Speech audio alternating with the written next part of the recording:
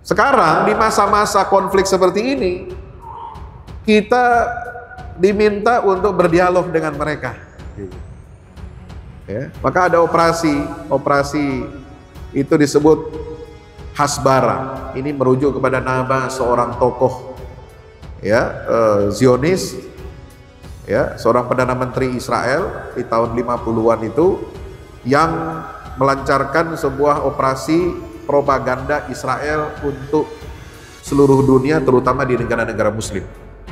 Supaya apa? Memperbaiki citra. Nah, kira-kira begitu, pencitraan. Supaya apa? Israel ini tidak dianggap monster, Israel ini tidak dianggap jahat, Israel ini baik, Israel ini negara maju, Israel ini negara demokratis, Israel ini menjamin hak-hak seluruh warga negaranya, termasuk warga Arab tahun 1948. Israel ini penyayang, bahkan memberikan tanah kepada Palestina. Nah, itu yang dipropagandakan sama siapa itu? Si janda-janda itu. Nah, itu kan model begini-begini yang ya mempropagandakan bahwa Israel itu baik, mau berdamai, memberikan separuh tanahnya. Mana ada. Sampai sekarang nggak ada two state solution. Ya. Nah, ini berlaku sudah lama dan puncaknya sekarang.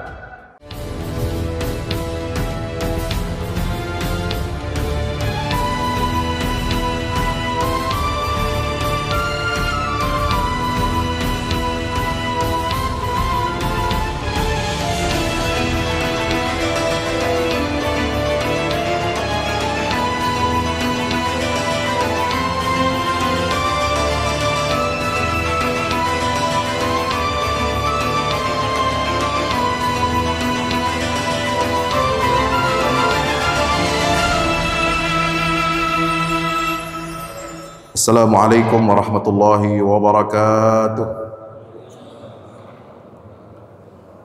Mari kita bersyukur kehadirat Allah Subhanahu wa taala. Pada kesempatan pagi hari yang berbahagia ini, kita masih diberikan nikmat kesehatan, nikmat taufik dan hidayah, nikmat kita dapat bermunajat, duduk di majlis yang penuh barakah ini, menunaikan ibadah sholat subuh berjamaah, dan mari kita senantiasa niatkan untuk kita i'tikaf dalam rangka kita menuntut ilmu. Dan mari kita berdoa kepada Allah Subhanahu wa taala sebagaimana doa yang dipanjatkan oleh Abu Bakar Siddiq radhiyallahu taala anhu. Apa doa Sayyidina Abu Bakar? Allahumma ij'al khaira umri akhirahu wa khaira amali khawatimahu wa khaira ayyami yawma alqaka fihi. Ya Allah, jadikanlah sebaik-baik umurku itu ada pada akhirnya, sebaik-baik amalku ada pada penutup amal itu, dan sebaik-baik hari yang aku jalani di atas muka bumi ini adalah hari ketika aku berjumpa denganmu. Demikian pula mari kita berdoa kepada Allah Subhanahu wa taala dengan doanya Sayyidina Umar bin Al-Khattab radhiyallahu anhu, Allahumma asimni bihablik warzuqni min fadlik waj'alni ahfazu amrak. Ya Allah, lindungilah aku dengan tali perlindunganmu, karuniakan rizki kepadaku dari karuniamu, dan jadikanlah aku termasuk orang-orang yang senantiasa menjaga perintah-perintahmu. Amin ya rabbal alamin.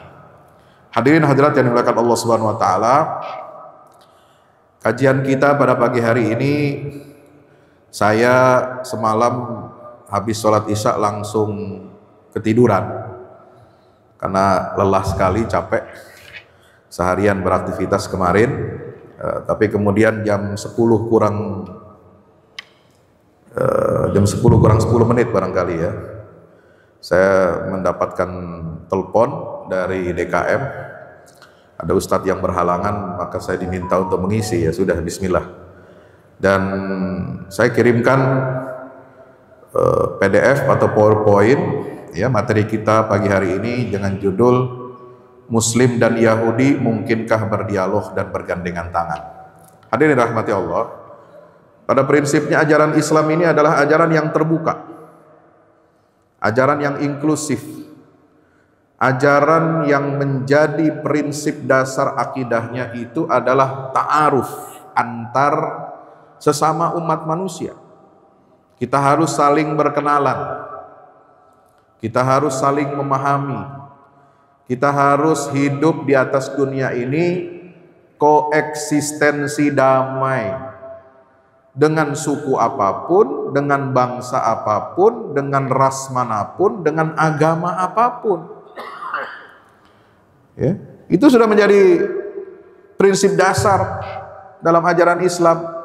Silakan dibuka surat Al-Hujurat ayat 13, ya ayuhan nas inna khalaqnakum min dzakarin wa untha wa ja'alnakum syu'uban wa qabaila lita'arafu. Inna akramakum indallahi atqakum. Wahai seluruh manusia, ini tidak membeda-bedakan, ya. Manusia yang dikhitab oleh Allah, diajak bicara oleh Allah Subhanahu wa ta'ala. Wahai seluruh manusia, sungguh kami telah menciptakan kamu itu berbangsa-bangsa dan bersuku-suku. Ya. Kalau kita menyampaikan istilah Yahudi, itu adalah bangsa, ya. Karena Yahudi itu bukan hanya agama. Nah, ini bedanya dengan Kristen, ya. Kalau Kristen itu bukan bangsa, dia nama sebuah agama. Islam itu nama sebuah agama, ya, yang dijelaskan, dituntunkan namanya oleh Allah Subhanahu wa ta'ala, huwa sammakumul muslimina min qablu wa fi hadha. Innad dina indallahil Islam wa may yabtaghi ghairal islami dinan falan yuqbala minhu fil akhirati minal khasirin. Islam ini adalah agama yang universal. Dia tidak dinisbatkan kepada sebuah nama seorang rasul. Dulu orientalis, para pengkaji barat yang mengkaji dunia timur menyebut Islam ini sebagai agama Muhammadanism, agama Muhammad. Itu keliru, nggak ada. Nisbat Islam itu kepada agama Muhammad itu tidak ada dalam Quran dan hadis. Ya, kalau ada nama organisasi Muhammadiyah, nah itu boleh nisbatnya kepada Nabi Muhammad karena ingin mencontoh sunnah Nabi Muhammad SAW. Tapi kalau agama nggak ada dalam ADART Muhammadiyah, agamanya Muhammadiyah, nggak ada. Islam, karena itu nama yang diberikan oleh Allah Subhanahu wa ta'ala, tidak terikat dengan tempat, tidak terikat dengan waktu, tidak terikat dengan nama seorang nabi atau rasul, tidak terikat dengan sebuah nama kelompok atau suku bangsa. Kalau Yahudi itu bangsa, sekaligus juga agama mereka adalah Yudaism, dari kata Yahudi juga. Nasrani itu dari nama sebuah tempat, Nazaret. Hadirin dirahmati Allah Subhanahu wa ta'ala. Tapi Islam ini, meskipun kita mendapatkan sebuah prinsip dalam ajaran agama kita bahwa satu-satunya agama yang paling benar di sisi Allah adalah Islam, tapi kita ini umat yang terbuka, umat yang diperintahkan oleh Allah untuk saling mengenal, li ta'arafu. Ayo saling ta'aruf, saling mengenal satu dengan yang lain. Kita bukan umat yang tertutup. Ya. Kita nggak pernah diperintahkan oleh Allah untuk mengucilkan diri dari orang lain, menutup diri dari orang lain. Walaupun kita merasa akidah kita, agama kita yang paling benar di sisi Allah, tapi kita diperintahkan Allah untuk apa? Saling mengenal, saling bekerja sama. Kita diperintahkan untuk toleransi dalam hidup umat, dalam kehidupan umat beragama. Inna akramakum indallahi atqakum. Itulah prinsip ajaran Islam. Hadirin masyarakat rahmati Allah Subhanahu wa ta'ala, di dalam Al-Quran juga ada perintah untuk kita ini mencari titik temu dengan ahlul kitab. Siapa itu ahlul kitab? Ahlul kitab ini adalah penganut agama Yahudi dan Nasrani. Di dalam surah Ali Imran Ayat 61 Allah Ta'ala berfirman, "Qul ya ahlal kitabi ta'alau ila kalimatin sawa bainana wa bainakum alla na'budu illallah wa la nusyrika bihi syai'a wa la yattakhidha ba'duna ba'dan arbaban min dunillah. Fa in tawallaw faqulu asyhadu bi anna muslimun." Wahai Muhammad sallallahu alaihi wasallam, ya Allah berkata kepada Rasulnya sallallahu alaihi wasallam, katakanlah wahai Muhammad, kepada siapa? Kepada ahlul kitab, wahai ahlul kitab.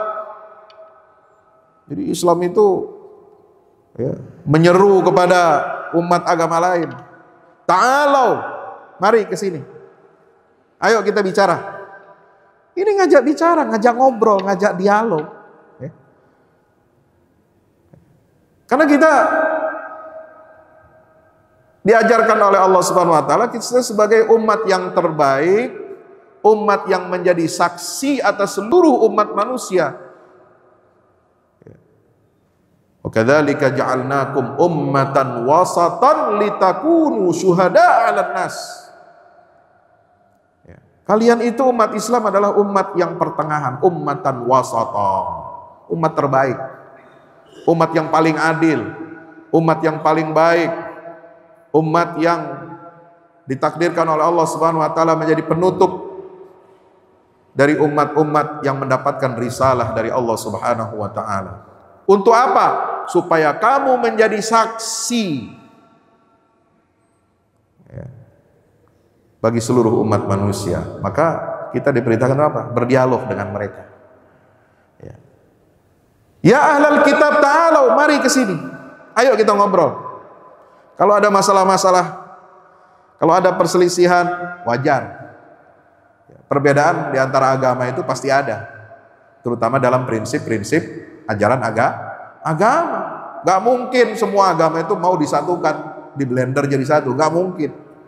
Ritualnya dijadikan satu, gak mungkin. Kalau dibuat satu komplek, ada komplek masjid, di dalam satu komplek itu ada gereja, ada pura, ada wihara, ada bahkan sinagog, ya itu nggak masalah. Masing-masing menuju rumah ibadahnya masing-masing pada hari yang sudah ditentukan dalam ajaran agama mereka masing-masing. Ya, kalau sekedar seperti itu nggak masalah. Banyak di komplek-komplek di sini kan begitu. Ya. Di Citra Grand itu masjid di sebelah sana itu masjid berdampingan dengan gereja, nggak masalah. Istiqlal dengan katedral. Ya. Kita nggak menutup diri, berdialog, berdampingan, boleh. Non Muslim kalau beribadah, tempatnya gerejanya penuh parkirnya, lalu minjem parkir area Masjid Darussalam, boleh nggak kira-kira? Boleh. Umat Islam sholat Idul Fitri, Idul Adha, kendaraannya penuh, bisa nggak parkir di tempat gereja? Boleh. Ya, itu yang disebut dengan toleransi. Kita menjaga keberagaman, kita menghormati pilihan masing-masing. Tapi bukan berarti kita membenarkan keyakinan agama lain. Nah itu pasalnya beda. Kita harus yakin dengan pilihan kita, dengan Islam ini sebagai agama satu-satunya dari Allah. Nggak boleh membenarkan keyakinan di luar Islam. Tapi dengan sikap yang teguh seperti itu, bukan berarti kita dilarang untuk berdialog, dilarang untuk kerjasama dalam muamalah keduniaan dengan umat non-muslim. Hadirin rahmati Allah, ini dua prinsip ya dalam ajaran Islam. Ya. Maka dalam dialog itu, ya, kita diperintahkan apa? Mencari titik temu, kalimatin sawa. Ayo kita cari titik temunya. Apalagi dalam ajaran agama kita ini Islam, itu wajib kita beriman kepada seluruh nabi dan rasul. Ya kan? Rukun iman kita kan ada iman kepada Rasul, bukan hanya Nabi Muhammad yang kita percaya. Ya. Tapi beriman kepada seluruh Nabi dan Rasul sejak Nabi Adam sampai Nabi kita Muhammad sallallahu alaihi wasallam. Jadi ketika kita mengucapkan asyhadu an la ilaha illallah wa asyhadu anna muhammadan rasulullah, itu sudah otomatis kita bersaksi bahwa Nabi Muhammad adalah utusan Allah. Itu termasuk di dalam ucapan itu ada satu gerbong risalah para nabi dan rasul yang juga wajib untuk kita percayai. Kenapa? Karena agama semua nabi dan rasul itu satu, yaitu al-Islam. Hadirin rahmati Allah Subhanahu wa taala. Nah, sekarang sebenarnya hubungan muslim dengan Yahudi ini bagaimana sih? Ya, kalau di masa Rasulullah itu terkenal konflik, memerangi. Ya, Yahudi itu benci kepada Rasulullah Muhammad SAW. Yahudi itu memerangi Islam dan kaum muslimin. Bahkan di dalam surah Al-Maidah, Anda boleh cek apa ungkapan Allah yang paling keras, yang mengecam perilaku orang-orang Yahudi, banyak di dalam Al-Quran. Saya kumpulin dalam kajian saya, ini yang buku yang diterjemahkan dalam bahasa Inggris ya. Ini baru, yang sebelumnya itu bukunya warna putih ya, pernah saya sampaikan di depan jamaah. Judulnya apa namanya itu, runtuhkan Zionis, rebut Baitul Maqdis. Itu di bab pertama itu bicara tentang bagaimana perangai karakter Yahudi di dalam Al-Quranul Karim, terutama Bani Israel. Ya. Kalau kita bicara itu banyak, itulah potret bagaimana akidah dan akhlak orang-orang Yahudi ini, ya, ketika mereka berada hidup bersama Rasulullah Muhammad Sallallahu Alaihi Wasallam. Karena kedengkian, karena kebencian mereka terhadap Nabi Muhammad, ya, mereka tidak mau beriman kepada beliau. Kenapa? Karena yang mereka harapkan Nabi akhir zaman itu, yang diharapkan menjadi Mesias. Mesias itu penyelamat. Ya. Bagi Yahudi ini adalah lahir dari kalangan Bani Israel, bukan dari Arab keturunan Nabi Ismail. Tapi memang di dalam kitab-kitab mereka itu diberikan petunjuk, clue bahwa Nabi akhir zaman itu akan lahir di sebuah daerah yang diberikan ciri-cirinya. Gurun pasir, kemudian ada hijau, perkebunan, taman-taman gitu ya. Nah, mereka cari itu, mereka riset, Pak. Jadi ketika tahun 70 Masehi, ya, Kaisar Titus dari Roma menghancurkan Yerusalem, ya, meratakan Yerusalem dengan tanah, negeri Syam itu dihancurkan, dibombardir kayak sekarang Gaza itu digenosida oleh Israel. Semua penduduk Yahudi itu akhirnya apa? Dievakuasi, diungsikan, mereka keluar dari negeri itu dan mencari tempat baru di mana mereka mengharapkan mereka akan mendapatkan seorang nabi yang akan menyelamatkan Yahudi ini. Mereka riset dari kitab mereka, katanya ketemu ciri-cirinya, maka dapatlah mereka sampai ke Madinah atau Yathrib. Ya, dulu namanya belum Madinah. Namanya Yathrib, itu dikenal. Maka ada kantong-kantong koloni-koloni Yahudi, ya, di daerah di daerah Yathrib, di Yamamah, di Tabuk, di Khaybar. Itulah yang kemudian didakwahi oleh Nabi kita Muhammad Sallallahu Alaihi Wasallam. Mereka sudah beranak pinak ratusan tahun, dari tahun 70 Masehi sampai lahirnya Nabi Muhammad 570, itu udah 500 tahun. Mereka tinggal di Yathrib itu. Subhanallah. Nah, maka kalau ajaran Islam dasarnya itu adalah mengajarkan untuk kita berdialog, bekerja sama, bagaimana dengan Yahudi di Madinah? Nah, itu ada konflik terus itu.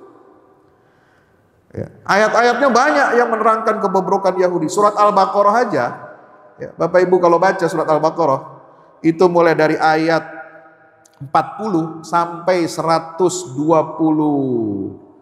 Ya, 25 atau 123 itu isinya kecaman terhadap Yahudi, membongkar sifat-sifat buruk perangai nenek moyang mereka Yahudi yang di Madinah itu, yaitu Bani Israel di zaman Nabi Musa alaihi salam. Itu dibongkar. Belum lagi di surat Al-Maidah, belum lagi di surat Ali Imran, belum lagi di banyak sekali surat. Al-Mumtahinah, surat Al-Hasyr. Ya. Nah, jadi ada konflik di situ. Dan konflik ini itu pada kesimpulannya dinyatakan oleh Allah dalam Al-Quran surah Al-Maidah, la tajidanna asyaddan nasi adawatan lilladzina amanul yahuda walladzina asyraku. Wahai Muhammad, kamu akan mendapati sekelompok orang yang paling keras permusuhannya kepada kamu orang-orang beriman. Siapa? Al-Yahuda, orang-orang Yahudi. Jadi siapa Yahudi itu? Bani Israel yang kafir terhadap ajaran Allah Subhanahu wa ta'ala. Kalau nyebut Bani Israel dalam Quran itu masih umum, Pak. Masih umum, sebab termasuk orang-orang soleh dari Bani Israel itu masuk kategori Bani Israel secara umum. Mereka banyak muslim, banyak yang muslim. Maksudnya muslim itu bertauhid kepada Allah, sebagaimana yang diajarkan oleh Nabi Musa, Nabi Daud, Nabi Sulaiman, Zakaria, Yahya, dan Isa. Itu semuanya disebut Bani Israel. Ini masih umum. Tapi ketika menyebut Al-Yahud, maka di situ sudah beda konotasinya, beda pengertian istilahnya. Itu siapa? Mereka yang ingkar kufur dari ajaran tauhid, baik ajaran yang dibawa oleh Nabi Musa, Daud, Sulaiman, sampai Nabi Isa alaihissalam. Itu mereka dikategorikan istilahnya Al-Yahud. Itulah karakter Yahudi yang disebutkan di dalam Al-Qur'an. Baru kemudian walladzina asyraku, orang-orang musyrik. Tapi apakah dalam sejarah Islam selamanya Muslim dan Yahudi itu dalam konflik? Ternyata tidak. Di masa keemasan Islam di Spanyol, di Andalusia, itu Muslim dan Yahudi itu berbaur. Muslim dan Yahudi itu baik hubungannya. Kenapa? Mereka tunduk kepada hukum ajaran, kepada kekuasaan Islam.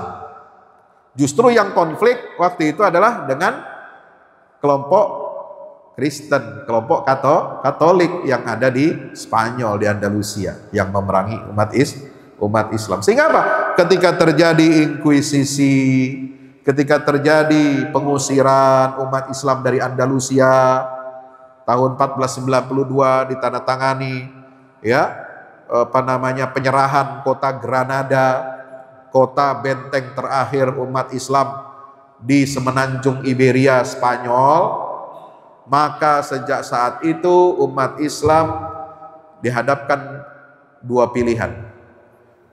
Kamu harus murtad jadi Katolik, dari Muslim, atau kamu keluar, diusir semuanya dari Spanyol. Gak bisa mereka hidup damai di situ. Itu konflik dengan Kristen. Nah, yang jadi temannya orang-orang Islam di siapa? Yahudi. Yahudi itu ikut juga dia diinkuisisi. Yahudi itu diusir juga dari Spanyol. Maka mereka diterima di negeri-negeri yang dikuasai oleh Daulah Utsmaniyah atau Ottoman Turki. Mereka mendapatkan banyak fasilitas, mereka dihargai sesuai dengan bidang keilmuannya.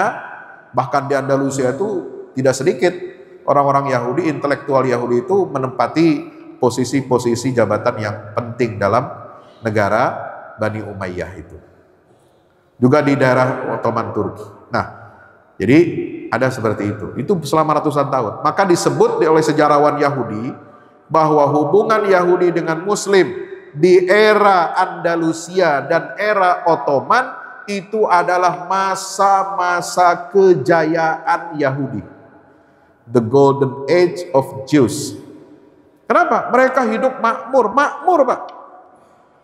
Intelektualnya dihargai, sama dengan intelektual Muslim, ilmuwan-ilmuwan Muslim itu mendapatkan penghargaan dari negara.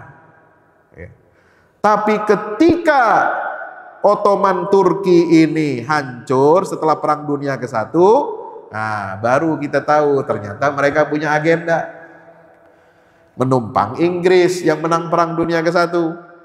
Ada janji Balfour, deklarasi Balfour yang memberikan tanah Palestina untuk kelompok Zionis nasional deklarasi itu ditandatangani tahun 1917. Dari situlah berbondong-bondong Yahudi ini di dalam perlindungan kolonial Inggris. Mereka datang ke Palestina, mereka beli lahan-lahan di Palestina, bahkan kalau nggak mau dijual tanah itu dirampas, penduduk aslinya diusir, kemudian mereka menguasai tanah-tanah yang ada di wilayah Palestina di bawah perlindungan Inggris. Maka itu konflik sampai sekarang yang terjadi di Gaza ini. Bapak Ibu dirahmati Allah. Nah, sebab itu bagaimana kita melihat ini semua? Mari kita lihat ya, slide berikutnya. Nah ini.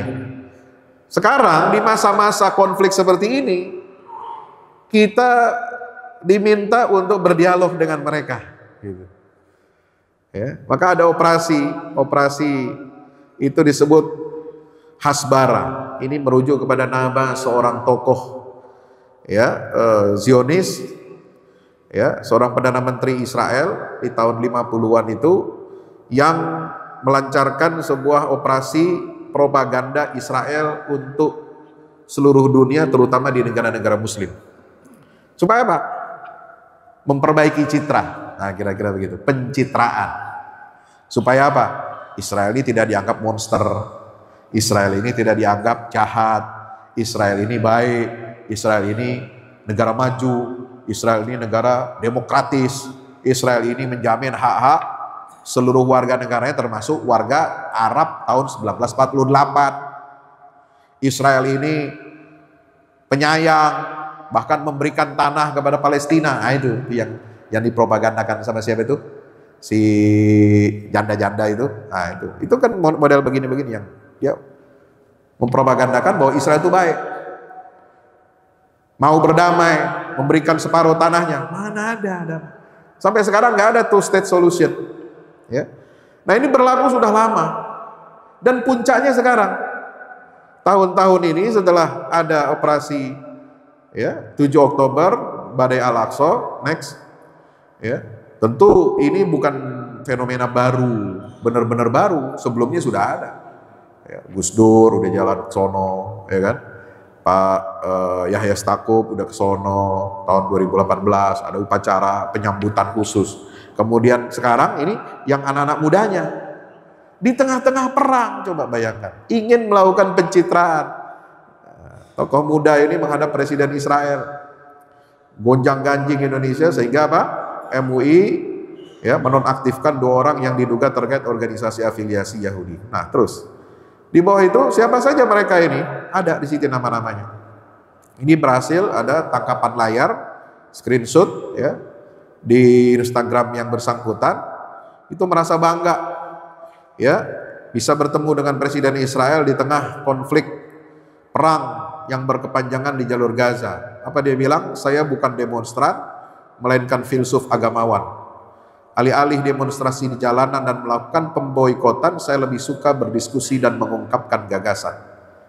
Ya, dikirain dia bisa menasehati Israel supaya berhenti melakukan pembantaian terhadap perempuan, anak-anak ya di jalur Gaza. Nah, ini orang-orangnya di bawah kelihatan.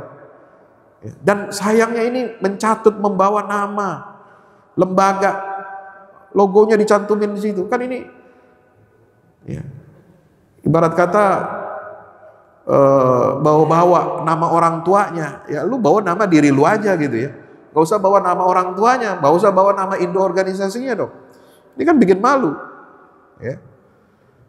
Nah itu, sehingga ya Yahudi juga kan pinter Pak, nggak mungkin dia mengundang orang begini cuma dasar apa, hanya untuk cari popularitas. Ya pasti dia mengundang orang-orang model seperti itu kalau memang dia bisa membawa nama besar sebuah organisasi atau sebuah kelompok.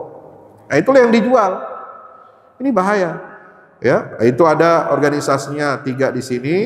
Itu ada lagi yang dari pihak Yahudinya itu ada Noahide, ya, Bani Nuh, kemudian ada Kids Camp, AIDS Camp Indonesia. Ini lembaga-lembaga yang bergabung mendirikan lembaga namanya Rahim. Rahim itu singkatan dari The Ibrahim Heritage Study Forum for Peace. Ya, Itu. Ini peluncurannya pada tanggal 26 April 2022. Ini memang ketika masa Covid tuh. Ya, baru selesai Covid. Kenapa? Ketika kita Covid itu tahun 2020, itu 4 negara Arab itu sudah menandatangani Abraham Accord. Sering saya sampaikan di berbagai forum. Uni Emirat, ya, Bahrain, Sudan, Maroko, itu berturut-turut. Mulai dari Agustus, September, Oktober, dan Desember 2020. Ketika kita sedang sibuk Covid, ya, sibuk urusan dalam negeri kita dulu menghadapi macam-macam prahara, ya, itu di Timur Tengah sudah menandatangani Abraham Accord. Donald Trump sponsornya. Dari situlah diperkenalkan apa? Abraham Religion. Ya, jadi kita disuruh dialog supaya kita ini menyatu bangsa-bangsa Arab. Di Timur Tengah itu kan ada 3 bangsa besar, Pak. Ketika kita bicara peta Timur Tengah, itu berarti kita bicara tentang 3 bangsa besar di Timur Tengah. Apa? Bangsa Arab, bangsa Persia, Iran, dan Yahudi yang ada di Israel, yang ngambil tanah Palestina. Ya, berarti kalau bicara itu berarti apa? Di situ ada agama Islam, di situ ada yang mayoritas terbesar di Timur Tengah. Kemudian ada komunitas Kristen kecil seperti di Palestina, di Lebanon, di Mesir, itu minoritas. Ya. Kemudian Yahudi di negara Israel, minoritas juga. Nah, ini kita disuruh berdialog dalam payung yang namanya Abraham Religion, agama Abraham atau agama Nabi Ibrahim. Ya. Untuk apa? Meleburkan dan menyatukan 3 agama itu dalam satu konsep agama Abraham, untuk menghilangkan perbedaan, kemudian untuk mengakui kebenaran 3 agama samawi itu. Nah, ternyata ini ormas atau LSM yang mereka dirikan ini pro penjajah. Bisa dilihat dari tangkapan layar statement-statement mereka, ya, yang menyerang rakyat Palestina yang melakukan perlawanan terhadap penjajah Zionis. Lalu kemudian ada berikutnya, ya, mereka bawa, ya, sebuah asosiasi Komite Amerika Yahudi, American Jewish Committee. Ini yang kemarin ramai juga, ya, mengadakan seminar di Masjid Istiqlal di dalam sebuah ruang American Space Voice of Istiqlal. Namanya Dr. Ari Gordon. Voice of Istiqlal ini dia berada di bawah Masjid Istiqlal kerjasama dengan Kedutaan Besar Amerika, mempromosikan dialog Muslim dengan Yahudi. Ternyata organisasi AJC ini jelas keberpihakannya kepada Zionis, ya, memuji Israel, menyerang perlawanan Palestina, dan di websitenya jelas-jelas berikutnya, terus slide berikutnya, ya, 13, 14, 15, kita lompat ke 15, ya. Itu jelas tertulis AJC stands with Israel. Nah, ini lembaga-lembaga yang ingin mengajak kita supaya berdialog antara Muslim dengan Yahudi. Pertanyaannya, bagaimana kita mau berdialog? Kita mau bergandengan tangan, walaupun kita punya sejarah, kita punya pengalaman sejarah nih. Mau sejarah konflik maupun sejarah damai kita punya. Sejarah konflik merujuknya ke zaman Nabi Muhammad SAW. Karena itu nggak bisa dihapus dalam Al-Quran. Nggak bisa dihapus dalam sunnah Nabi SAW. Bagaimana perilaku jahatnya Yahudi kepada Islam dan kaum muslimin. Sampai diusir dari Madinah. Sampai Nabi bersumpah, tidak boleh ada 2 agama ini berdampingan di Jazirah Arab. La yajtami'u dinani fi jaziratil Arab. Ya. Itu kira-kira ucapan Nabi, Pak.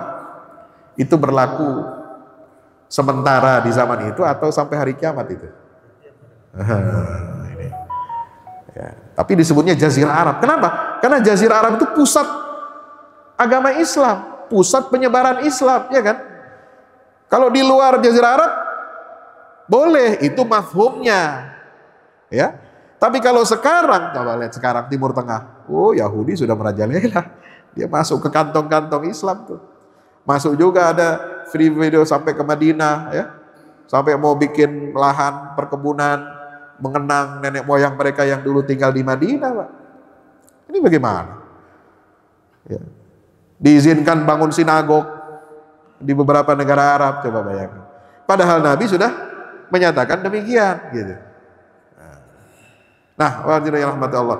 Sejarah damai juga kita punya ratusan tahun di Andalusia dan era Ottoman Turki. Muslim dengan Yahudi ini nggak ada masalah. Ya. Atau jangan-jangan nggak ada masalahnya karena mereka lemah, belum punya kekuatan. Nah ini masalahnya. Kalau punya kekuatan, mereka punya kesempatan, mereka punya backing, ya, bukan backing soda, ya, backing militer gitu ya. Dia punya duit nih. Tapi kan rakyatnya kecil, sedikit. Maka dia tunggangi apa? Yang menang perang dunia I, yang menang perang dunia II, Inggris dan Amerika, yang jumlahnya lebih banyak, jumlahnya kuat, militernya kuat, punya menancapkan kuku di mana-mana. Dia tunggangi negara-negara besar ini untuk apa? Untuk kepentingan dirinya, untuk bisa membangun sebuah negeri yang namanya Israel merujuk kepada kejayaan Sulaiman, Nabi Sulaiman alaihissalam menurut kita Islam. Kalau menurut mereka King David and King Solomon. Itu masa kejayaan Yahudi. Mereka ingin kembali ke masa itu.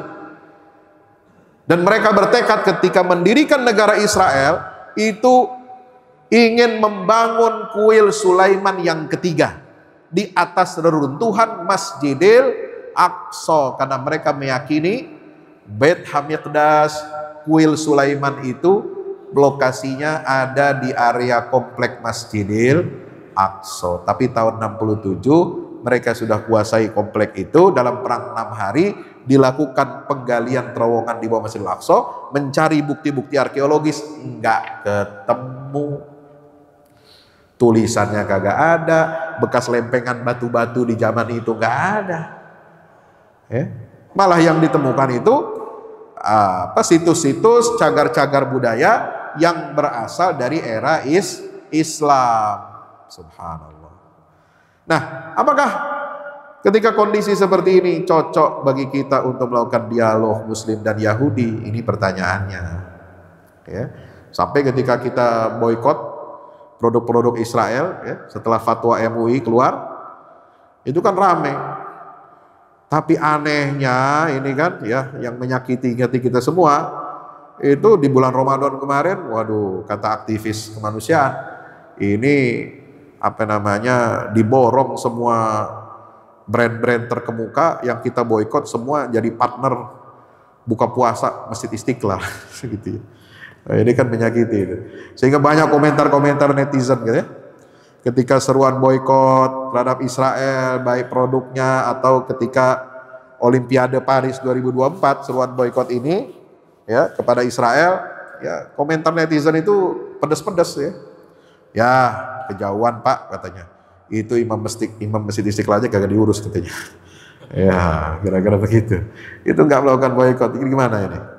Allah. Berikutnya, nah ini ya tangkapan lain semua ada. Di sini ada bukti, ada jejak digitalnya. Ya, sampai beliau di Amerika 6 minggu itu melakukan kegiatan ini. Nah, pertanyaannya ini bukan barang baru. Kalau di Timur Tengah tawaran untuk dialog Muslim Yahudi itu sudah lama.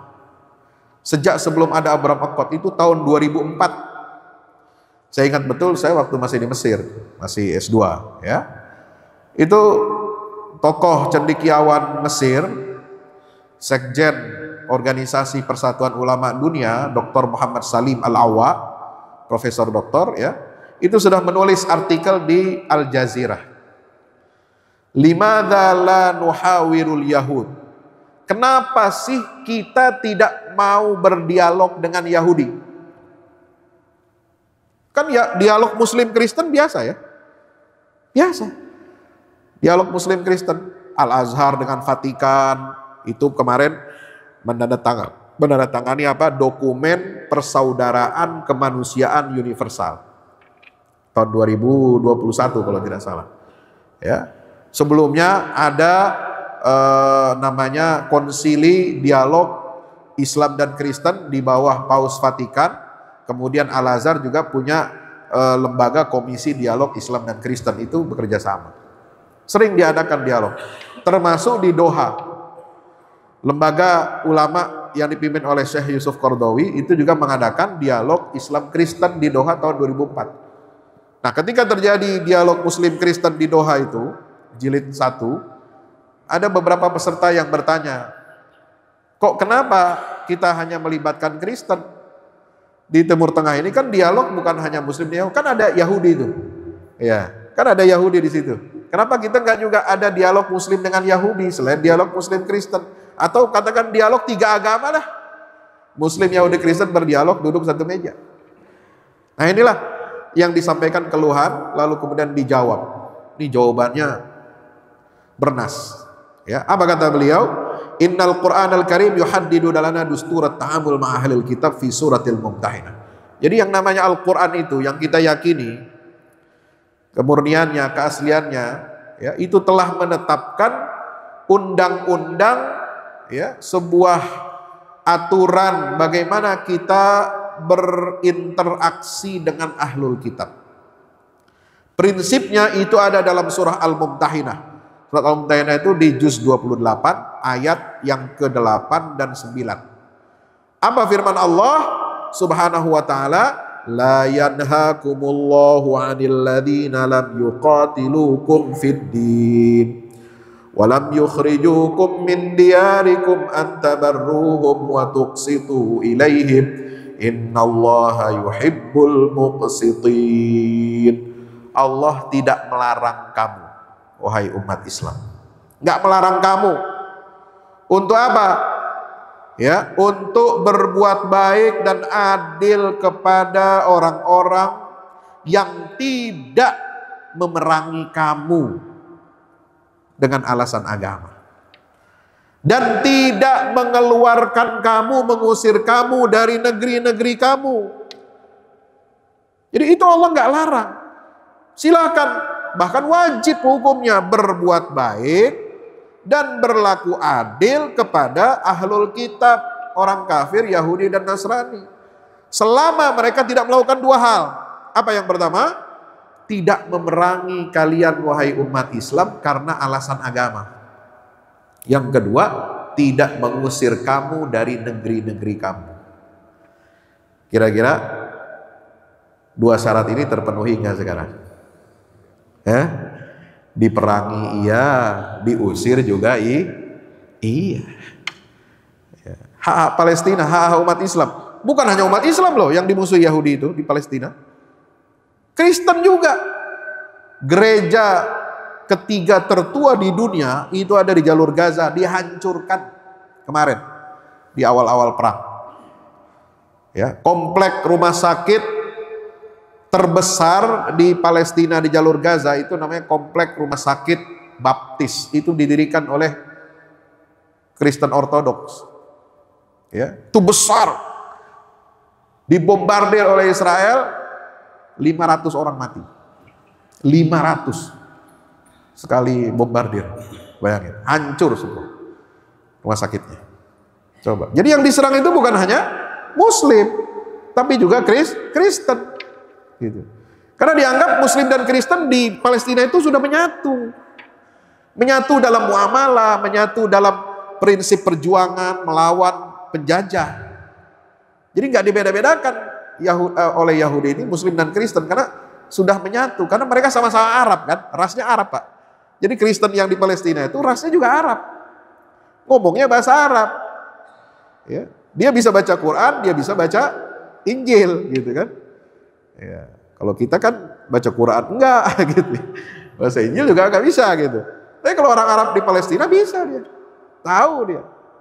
Ya. Karena ritual-ritualnya juga dalam gereja pakai bahasa Arab. Ya. Itu dihancurin juga sama Yahudi, Pak. Jadi dua-duanya ini syaratnya enggak terpenuhi.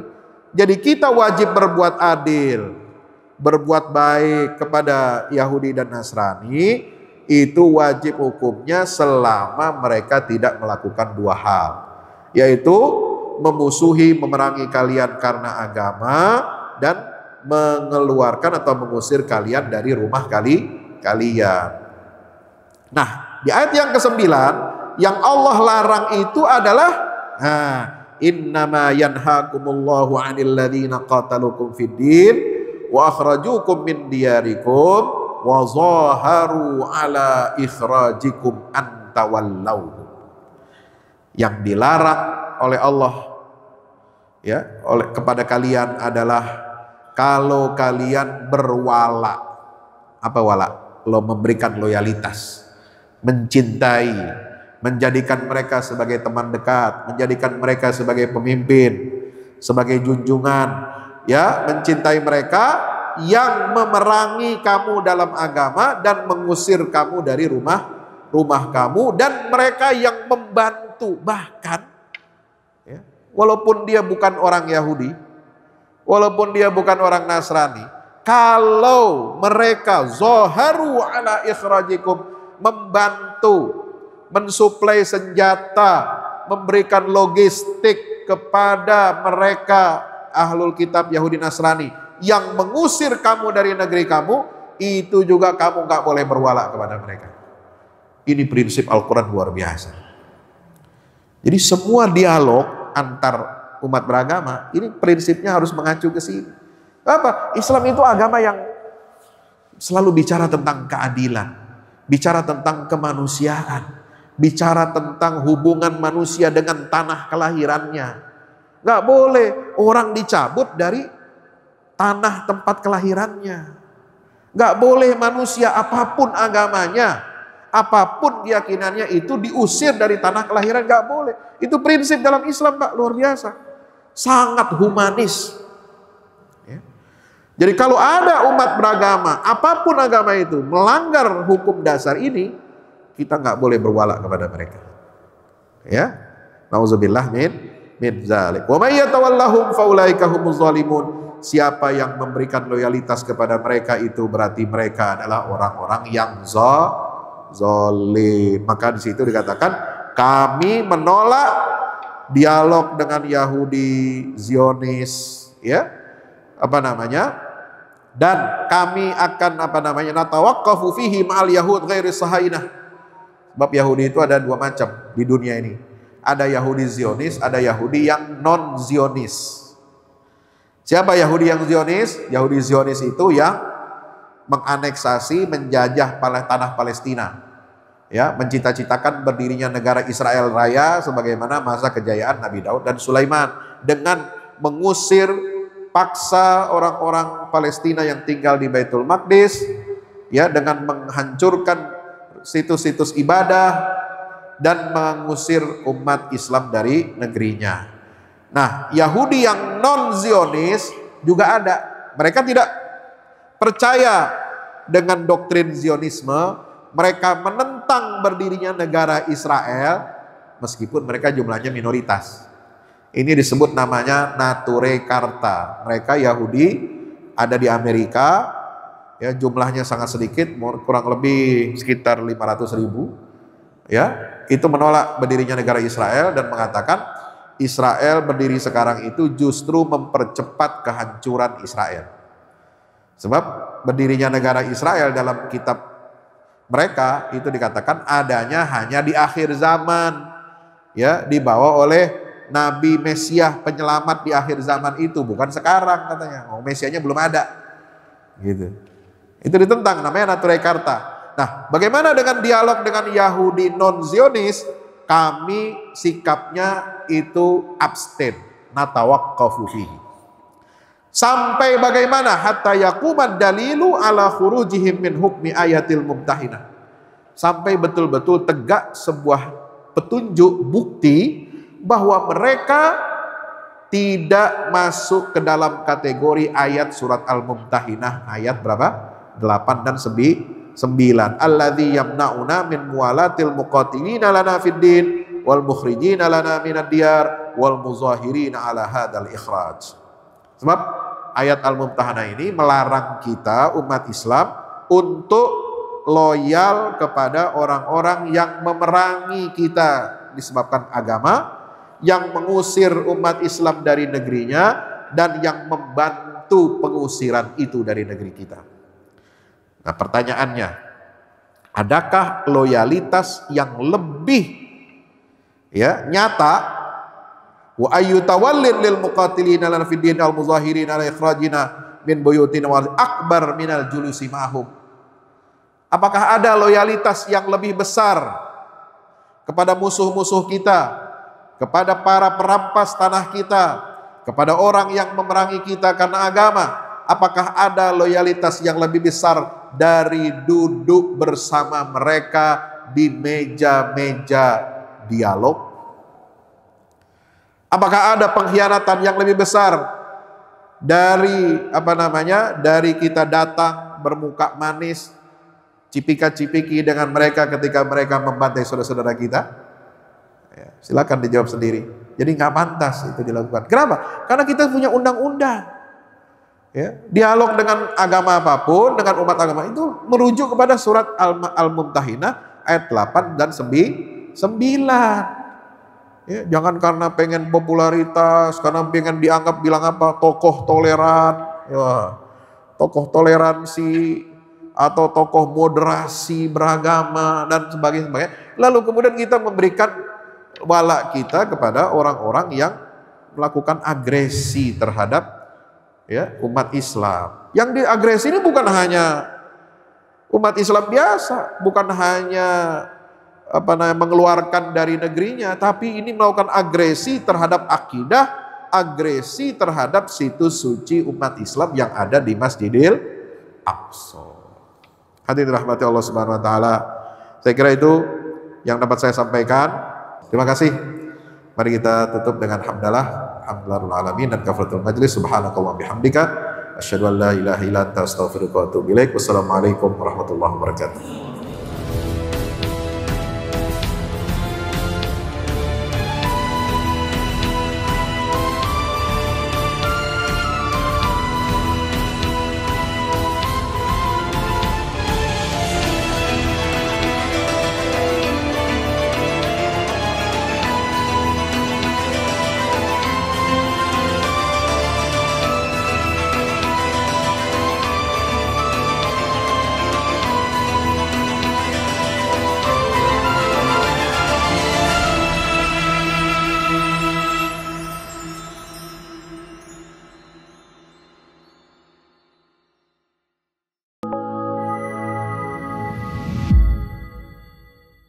Yang terbaru dari Ustadz Fahmi Salim, buku Runtuhkan Zionis Rebut Baitul Maqdis, buku yang siap membuka cakrawala pikiran dan batin sahabat, sudah bisa dipesan sekarang juga. Hasil yang dicapai para mujahidin dalam pertempuran Badai Al-Aqsa 7 Oktober 2023 memiliki arti penting ataupun nilai strategis, bukan hanya dalam pembuktian bahwa kekuatan Israel bisa dikalahkan bahkan oleh pihak yang memiliki persenjataan jauh di bawahnya, melainkan juga dalam menyadarkan dunia Islam, terutama para pemimpinnya yang memilih menjadi penonton ketimbang membantu sesama saudaranya. Buku ini adalah salah satu bentuk dukungan dan ikhtiar dengan niat berjuang bersama-sama dengan mujahid Palestina. Tak sekedar memberikan informasi, membeberkan fakta atau data kepada khalayak di Indonesia. Buku ini juga hadir untuk meluruskan tudingan bahkan fitnah terhadap para pejuang di sana. Betapapun kita berada jauh dari Al-Quds, melalui buku ini kita akan dapatkan bagaimana kita bisa memperoleh pahala yang sebanding dengan para pejuang di garda terdepan di negeri perlawanan Palestina.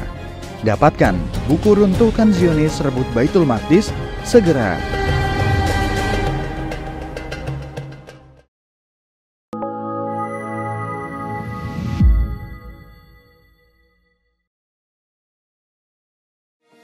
Assalamualaikum warahmatullahi wabarakatuh.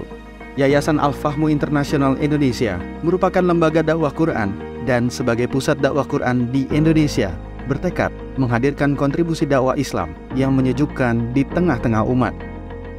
Kami menyadari adanya tantangan peradaban yang dihadapi saat ini. Untuk itulah Al-Fahmu Institute hadir bukan hanya mendidik, bukan hanya mengkader, tetapi juga menyiapkan insan yang dapat berperan menerjemahkan dakwah Quran dan meneruskan wasiat Rasulullah Shallallahu Alaihi Wasallam, yaitu dakwah yang rahmatan lil alamin. Al-Fahmu Institute memiliki visi dan misi, yaitu visi, tugas peradaban, mencetak para kader penghafal Al-Quran dan kader mufasirnya yang berperan menerjemahkan cetak biru Quran dalam dunia nyata adalah tugas peradaban kita semua. Misi, menjadi pusat dakwah kreatif yang berbasis Al-Quran. menjadi pusat kaderisasi guru tahfiz dan mufasir di ibu kota dan Indonesia, menjadi pusat dakwah Quran di bawah naungan Yayasan Al-Fahmu Internasional Indonesia. Demi menjawab tugas peradaban yang berat, Al-Fahmu Institute memiliki struktur Dewan Guru atau think tank dari tenaga-tenaga para ahli yang mumpuni dalam keilmuan dan merupakan lulusan dari dalam dan luar negeri yang teruji kapasitas dan komitmen ilmiah dan dakwahnya. Berikut ini adalah para Dewan Guru Al-Fahmu Institute.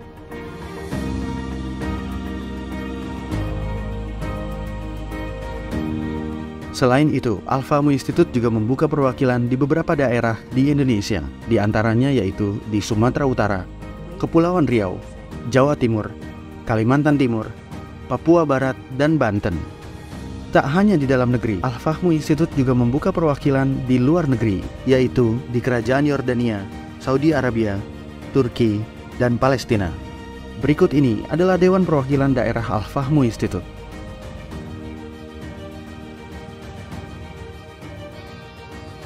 Al-Fahmu Institute memiliki program-program unggulan demi menunjang lahirnya insan yang berkualitas dalam menjalankan amanah dan tugas mulia ini. Program Pencetak Hufaz. Program ini dititik beratkan kepada pusat pembibitan hafiz Al-Quran. Program Dakwah Kreatif. Program ini adalah pusat dakwah kreatif yang berbasis Al-Quran. Program Kaderisasi Guru. Program ini menitik beratkan kepada kaderisasi guru-guru tahfiz dan mufasir di Indonesia. Program Layanan Dakwah. Program ini dihadirkan untuk memberikan pelayanan dakwah Islam untuk umat. Program Perekat Ukhuwah. Program ini hadir berfungsi sebagai media perekat umat Islam ibu kota dan Indonesia. Selain program unggulan, Al-Fahmu Institute juga memiliki program nasional, diantaranya adalah Program Tebar Wakaf 1 juta Mushaf Quran, Program Tebar Wakaf 1 juta Tadabbur Quran Aplikatif, Program Beasiswa 2000 kader ulama tafsir di dalam dan luar negeri, Program Beasiswa 10.000 kader hafiz untuk fakultas umum di dalam dan luar negeri, Program Mencetak 1000 kader mufasir, muhafiz untuk daerah pedalaman, Program Mencetak 5.000 rumah tadabbur Quran di daerah pedalaman, Program 1000 lumbung pangan wakaf untuk daerah miskin tertinggal, Program Tebar Wakaf 1 juta paket buku ilmu Al-Quran dan khutbah Jumat, Program Televisi dan Radio Tadabbur atau TRT Quran. Al-Fahmu Institute juga memiliki program Majelis Tadabbur Quran, di antaranya Majelis Tadabbur Quran Aplikatif, Majelis Tadabbur Quran Niaga. Tidak hanya berhenti di situ, Al-Fahmu Institute juga memiliki program kajian Islam eksekutif reguler.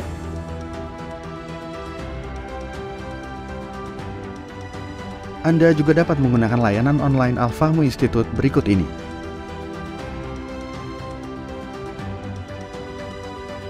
Al-Fahmu Institute juga menggalak kedermawanan sosial umat dengan menyalurkan bantuan darurat bencana alam di Turki dan mendatangkan imam Palestina ke Indonesia selama bulan Ramadan.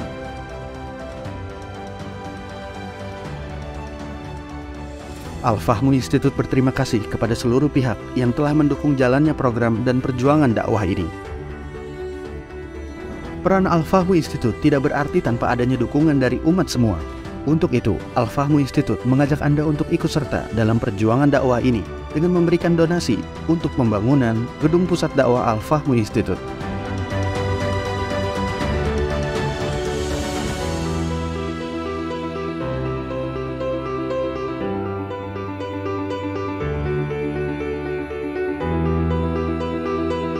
Al-Fahmu Institute, bahagiakan Indonesia dengan dakwah Quran.